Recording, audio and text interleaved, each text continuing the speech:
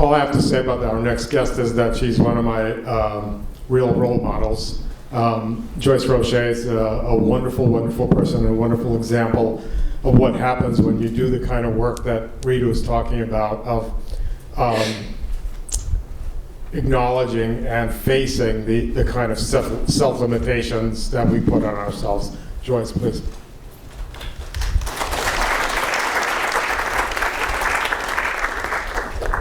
I think I'm going to come over here. I have a couple of notes. But thanks, Alex. And as I said at my table, I'm a recovering inauthentic person. Hi, I'm Joyce. I'm in the 12-step process. Actually, it really is great to be here. This is, when Alex talked about doing this conference, one, I didn't know how many people would actually show up, Alex, to tell you the truth.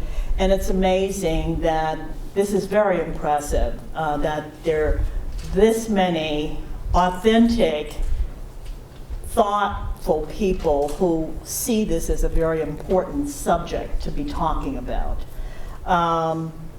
So I really applaud Alex and the board of the Guild for, I'm saying, as Alex did in his beginning, embarking on the journey.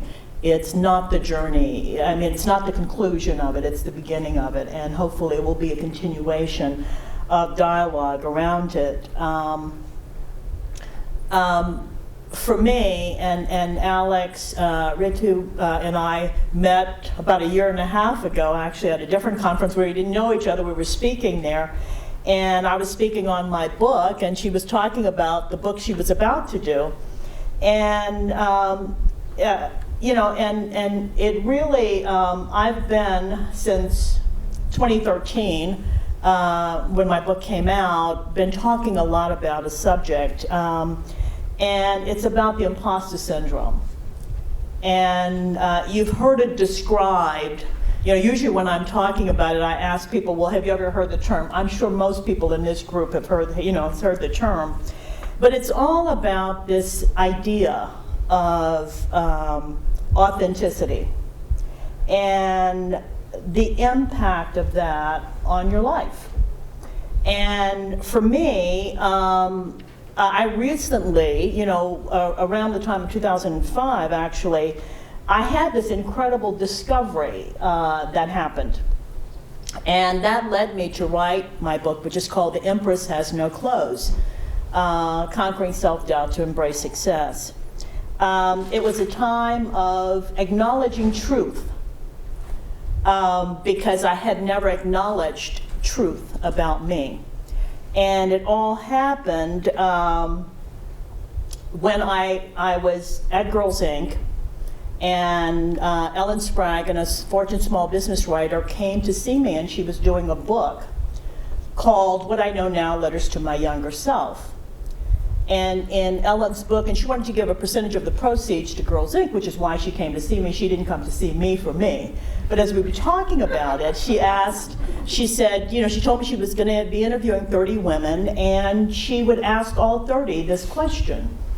And I'll tell you what the question was, but she asked me to tell her a little bit about my career, and I told her, well, that this was a career change for me. I'd spent most of my career in corporate. I was now at Girls Inc., and I'd been there for 5 years, and da-da-da-da-da. And so she says, oh my gosh, you need to be in the book. Well, this is what she asked of the 30 women. She said, if you could speak to your 30-year-old self with the knowledge that you have today, what would you say? Blew me away. And that was a discovery, because I realized, as she asked that question, I transported back to my time in corporate America.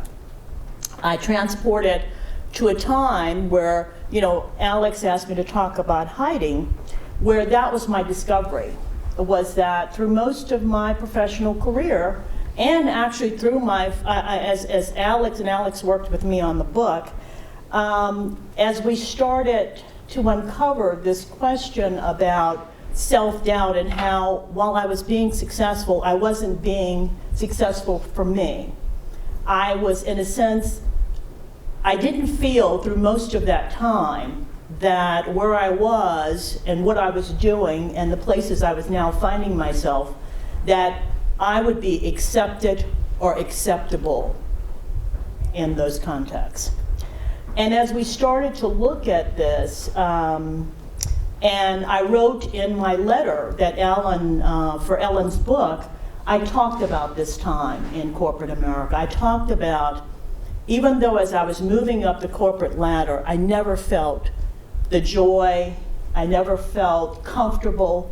I always felt that right around the corner, every time a new opportunity happened, every time a new promotion happened, that the cliff was there. And I was going to fall on that cliff. That it was just a matter of time before they would find out that I was a mistake and that I didn't deserve to do or be what I was doing and being. So as I wrote this letter, and at the end of the letter, I said, what I wish I had known then is that I did deserve to be there. And when I did that letter, that's when I learned the term of the imposter syndrome, that what I was describing had been researched. And it had been researched by two psychotherapists, Dr. Pauline Clance and Suzanne Imes. And by the way, you know, this morning has enhanced my imposter moments, which the reason I say in the book, conquering as opposed to eliminating, is that it does come back every time you feel that you're in an environment that will question whether or not you deserve to be there. But as we started working, and as I started, I'll tell you, as Ellen's book came out, and my letter was one of 3 that was reproduced in O Magazine, I learned 2 things. I learned first that what I was describing had this name, and the second thing I learned was that there were a lot of people like me. And I always thought this was a personal character flaw that I had to hide and carry with me my entire career. And as we started working on the book, and I felt like I didn't, because that realization that I was willing then to really be authentic, and the book is extremely authentic. There's nothing you don't know about me when you read the book. Marsha's here shaking her head. It's all out there. So I don't have to hide anything else, but it's there, and it's still causing me to hide periodically. But I started back in talking about, you know, growing up. And one of the first times that I realized that this hiding happened was as a teenager. And I grew up in a family that didn't have a lot of money. And I found myself, because I grew up in New Orleans, and there was this school, this public school, that was a college preparatorial type of school. So all of a sudden, the kids that I went to school with up to that point had been basically, you know, same economic level, etc. All of a sudden, when I made that change, I was with kids whose parents, a lot of the parents were teachers and doctors, and, you know, so in our community, African American community, Black community, those were the jobs. Those were the people who really represented having made it. And yet, I was growing up in a family where, in fact, my mother and my aunt were domestics. So for me, I needed to hide the fact that I didn't equate, because I didn't feel like I would be acceptable to this group, this new group that I was a part of. So that became my mechanism, was to hide who I was, because I was not going to fit, I felt. So that was really the first big realization. I'm just going to give you some big points. The second big realization was a couple of blocks up the street. When I decided after I finished my undergraduate degree, and I went to a historically Black college, Dillard University in New Orleans, that I would go to business school. And I was accepted at Columbia. I had never been in an environment, as Ritu talked about, where I was competing, engaging with, and involved with the majority of the people who didn't look like me. And so, again, my mechanism for managing through that was to hide. So I felt like if I raised my head, not raise my hand, because I would never raise my hand, but raise my head, that they would find out that I was not supposed to be in that seat, that I had been a mistake and I had just been put there by some luck. And if I dared to lift my head and let the professor call on me, then they would all know that I didn't deserve to be there. So my method of coping was to keep my head down and just pray for a year and a half, because I went through the summer. Gosh, I better go on with my life really quickly. I have 5 minutes. Anyway, the third big time was actually when I started in corporate. And there were, even though I was in marketing in a consumer products industry, in the beauty industry, there still were not a lot of women in top positions in the company. And so what I did was to hide again, because we were like foreigners. We were not necessarily supposed to be there. And they didn't particularly like the fact that we were there. So we had to kind of, in a sense, mold ourselves to what the leadership looked like, we thought, because we didn't really have a place. So that was, kind of the three big chunks in my life. And as I said, I learned as I did the book. And by the way, when I did the book, I felt it was important because, as I said, I found out that there were other people who dealt with this as well. And I found out, interestingly enough, first person was the retired CEO at AT&T. When the article came out, he said, Joyce, that is not just something that women deal with. I've dealt with it my entire career. Blew me away. Because somebody talked about before about the fact that nobody ever knows what's going on. Because we pride ourselves on being confident. We pride ourselves on nobody ever having the slightest inkling that we don't feel comfortable where we are. That we have to hide that. That's who we are. That's what we do. That's what is needed in order to be able to be there. So that's what we do. As I said, I learned that I was not alone. So Ed was there. So when I did the book, I also wanted to interview people who people would understand as successful, but I intentionally did it. I have interviews of men as well as women because I wanted that message to be, it's not just women who deal with this. I have people of color and Caucasians in the book. It's not just something that people of color deal with. I have people, Ed and another CEO that I have in the book, white males. I said, what would their problems be?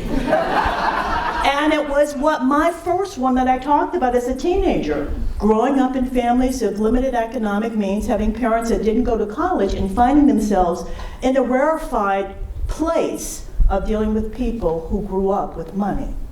So one of the things that I learned, and I'll kind of wrap it from here, as I teased, as Alex forced me into realizing and trying to understand, because I did the book for one reason and one reason only. Like when I wrote that letter and people reached out to me, a lot of people I didn't know, and said, you're telling my story, you need to do a book. It made me know that I needed to make it feel okay, that those who were feeling like I grew up feeling, that they were going to be fine, and that's why I did the book. But what I did learn as I talked to other people who were successful, who also said to me, I've dealt with this, like Ed said, my entire career, I found out that there are triggers to this thing called the imposter syndrome. And the triggers are whenever you are different than the majority of the people who you are competing against, engaged with, somehow involved with, and you are that marginalized or minority, or however you want to define it, person in that equation.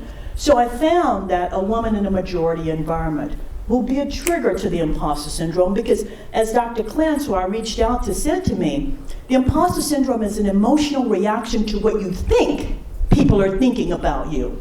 It may or may not be based in reality, but this is what you think. So what you do is you work like crazy to counter what you think they're thinking about you. So a woman in a predominantly male environment will think that the men are thinking she's not as smart as we are. She doesn't have the experience. She's not a good leader. So she works like crazy to prove I deserve to be here. I deserve to be where I am.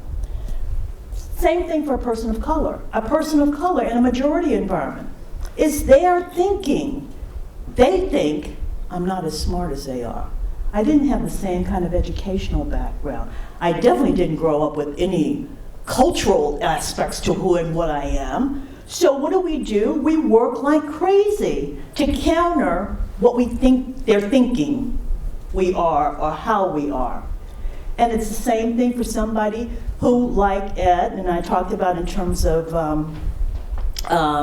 myself, growing up with limited economic means. You're finding yourself in that place where you're engaging with people who grew up differently from you. So your question always is, am I accepted and am I acceptable? So that's kind of been the journey I've been on since 2013, and I will stop at this. I've been talking all over the country. It's been really interesting because Alex, when we talked about it, Alex said, I hope we can start a conversation. And I have started a conversation. I've hopefully given people permission to allow themselves to say, this is how I feel. This is a churn that goes on in my body because of fear of the environment that I'm in and whether or not I'll be okay. Am I enough? And I just want to let them know you're enough. So that's it.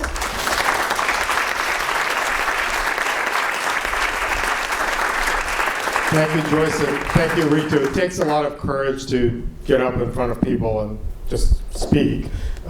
It takes particular courage to get up and show yourself for who you truly are. So thank you both very much. I hope that as you think about what Joyce and Ritu have shared, that you will also think about what other things get in the way of our being authentic. Now I'm delighted to report lunch is served, and we will be coming back together at, Samantha? 1:20. It's 12:44, so we have a little bit shorter lunch, but enjoy, please.